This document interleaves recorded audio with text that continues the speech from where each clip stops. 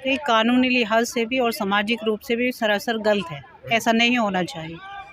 आज बीजेपी सरकार है, कल सत्ता परिवर्तन होगा तो गफलत में न रहे। वक्त सबका बदलता है। सत्ता परिवर्तन कैसा हुआ? सत्ता परिवर्तन जो लोग बनाना जानते हैं वो उतारना भी जानते हैं। कोई प्रधानमंत्री या मिनिस्टर वगैरह जो खुद नहीं बन जाते हैं, जनता चुनती है। जनता जब आसमान पे बिठाना जानती है तो ज़मीन पर गिराना भी जानती है। जनता की सरकार है ये, कि किसी डिक्टेटरशिप की नहीं है। जनता तो मोदी जी के साथ है ना? ऐसा नहीं कहा जा सकता। जनता के साथ, जनता मोदी के साथ नहीं है। हाँ। ये सिर्फ फर्जीवाड़े हैं सब। देखिए ना, आप लगातार चुनाव जीत रहे हैं, फिर भी ये चुनाव जीतना कोई बड़ी बात नहीं है। वो कैसे भी जीता जा सकता है। जनता वोट नहीं दे रही है उन्हें। जनता के साथ चीटिंग की जा रही है। कहीं वोट, जनता कहीं वोट करती है और उनकी काउंटिंग कहीं और हो रही है। ये आप भी जानते हैं, बखूबी जानते हैं। मीडिया वालों से क्या छिपा हुआ, कुछ नहीं छिपा। कांग्रेस की सरकार कैसे चीटिंग होती रहेगी, सरकार कैसे बनेगी? अजी देखिए, जो सच्चाई की राह पर चलने वाले सिपाही हैं, सच्चाई को दबाया जा सकता है, हराया नहीं जा सकता। एक जब कोशिश करने वालों की कभी हार नहीं होती। लगातार कोशिशें होंगी और झूठ के खिलाफ लड़ाई चलती रहेंगी। और इनके झूठ के पुलंदक कब तक ये झूठ के बुनियाद पर अपनी सत्ता को बचाए रखेंगे? कभी ना कभी तो आदमी को नीचे आना पड़ता है। ऐसी बात नहीं है। कह रहे हैं मोदी जी अकेला काफी हूं सबके लिए, पूरे अपोजिशन के लिए। ऐसा कुछ नहीं है। अकेला आदमी जो है, सच्चाई पर चलने वाला तो बहुत कुछ हो सकता है। हाँ। लेकिन झूठ पे चलने वाला एक दिन ढेर हो जाता है। खुद ही अपनी करनी और कथनी में खुद ही फंस जाता है। तो प्रधानमंत्री झूठ बोलते हैं? बिल्कुल सफेद झूठ। क्या बात करें, हर टाइम झूठ, ऑल टाइम झूठ। झूठ के सिवा कुछ है ही नहीं उनके पास कहने के लिए। अगर सच्चाई झेलने की ताकत है उनमें तो देश का आईना देखिए। देश के आईने में आपको साफ नजर आएगा आपने करा क्या है अब तक। 8 साल बर्बाद कर दिए देश के। जबकि हमें बहुत आगे पहुंच जाना चाहिए था भारत को। आज हम कहाँ गए, कहाँ थे, कहाँ गए। हमारी इकोनॉमिक कंडीशन कितनी खराब हो चुकी है। रोजगार नहीं है।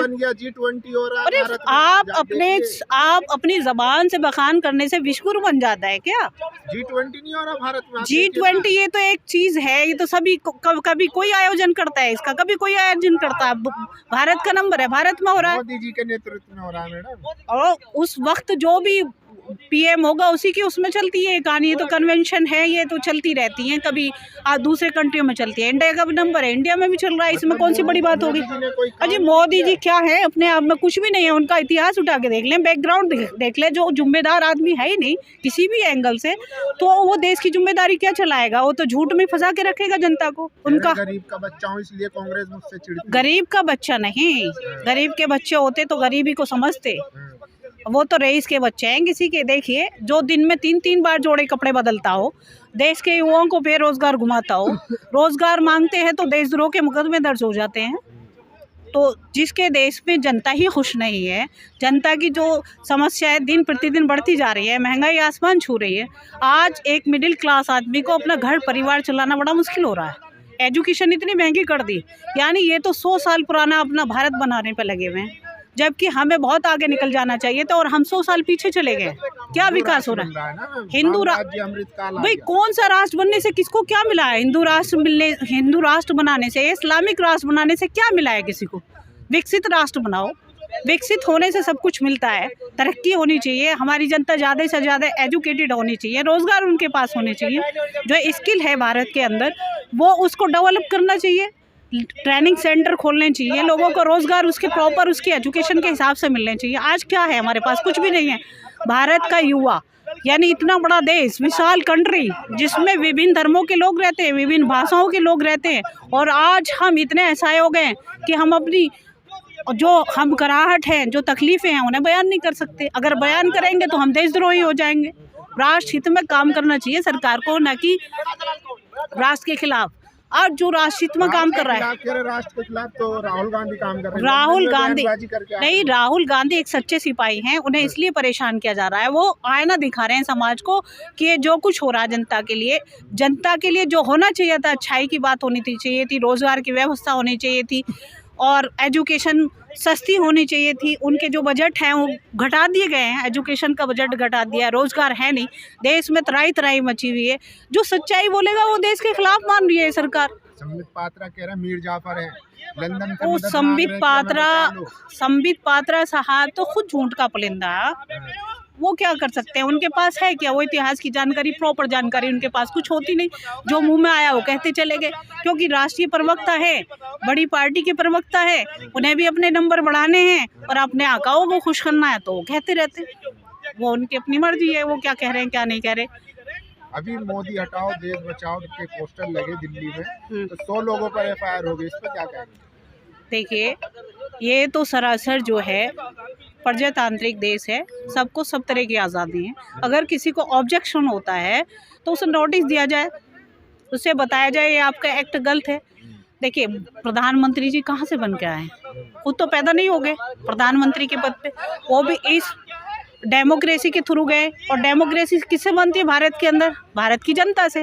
भारत की जनता ने वोटिंग की और उन्हें अपना प्रधानमंत्री चुना। लेकिन चुने हुए प्रधानमंत्री के खिलाफ ऐसे क्यों नहीं कह सकते? असली मालिक तो जनता ही होती है भाई। किसने कह दिया आपसे? ये सारे जनप्रतिनिधि उनको भी तो जनता ने नहीं, ये यही तो हमारी विडम्बना है, जिसे जनता चुनती है और जनता उन्हें दंड देना चाहती है, जनता उन्हें हटाना चाहती है। उनके जो अत्याचार है उनसे आजिज हो चुकी है। अगर उनके खिलाफ कुछ कहें या कुछ छापें तो भाई उनकी क्या गलती है? वो उनको दर्द हो रहा है, उनको परेशानी हो रही है, उनका दम घुट रहा है, तो क्या कर सकते हैं बताइए आप? क्योंकि जब एक घर में गड़बड़ हो जाता है परिवार का, तो पूरा परिवार परेशान होता है उससे, और उसका इलाज किया जाता है। जनता उनके इलाज के लिए सोच रही है कि भाई जो हमने चुना है वो आदमी हमारे हक में काम नहीं कर रहा, तो काहे के प्रधानमंत्री? देखिए, सवाल करने का हक इस भारतवर्ष के संविधान ने सबको दिया है। कोई कितना भी बड़ा आदमी है, उससे क्या फर्क पड़ता है? एक आम आदमी किसी से भी सवाल कर सकता है, उस पर भी पाबंदी लगेगी क्या? क्यों नहीं कर सकते? सवाल करने का हक सबके पास है, ये फंडामेंटल राइट में आता है। लेकिन बदनाम करने में तो फर्क अजी, बदनामी तो आदमी खुद करवाता है अपनी। कौन बदनाम कर रहा है? हमारे देश के प्रधानमंत्री हैं, हमारे माननीय हैं, जिसलिए बनाए गए हैं। देश हित के लिए काम करिए, जनता के लिए काम करिए, जो हमारी ज़रूरत है, बेसिक नीड है, वो पूरा करिए। प्रधानमंत्री कहते हैं कि कांग्रेस मेरे मरने का इंतजार कर रही है। ऐसा कुछ नहीं है, कोई किसी का मरने का इंतजार नहीं देती है। बददुआओं से कोई मरा है क्या? जब वक्त आता है कोई रुकता नहीं, बददुआओं से कोई नहीं मरा करता।